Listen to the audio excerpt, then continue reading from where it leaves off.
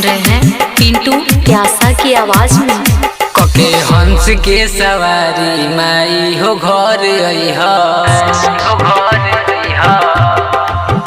कके हंस के सवारी माई हो घर अइहा, कके हंस के सवारी माई हो घर अइहा। आके बेटवा के माई हो, आके बेटवा के माई तू गले से लगई हो। कके हंस के सवारी माई हो घर अइहा,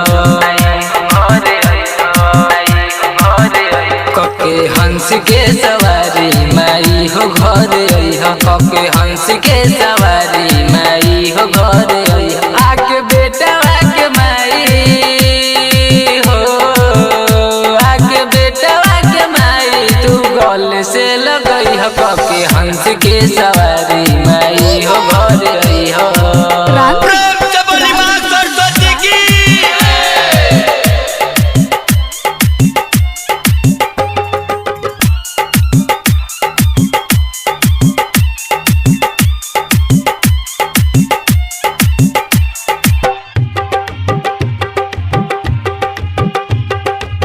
सुन रहे हैं पिंटू प्यासा की आवाज में। असरा लगा के माई हम कब से बैठल बहनी,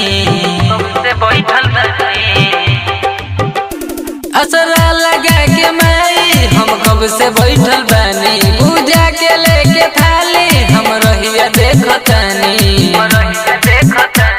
माई हो जन भूलई हो तू बेटा घर अइहा,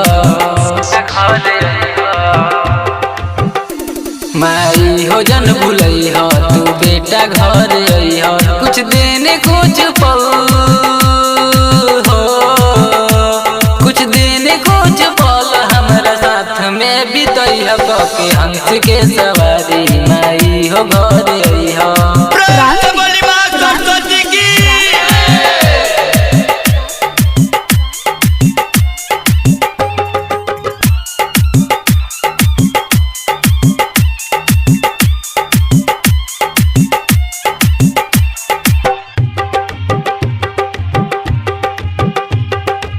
सुन रहे हैं पिंटू प्यासा की आवाज में।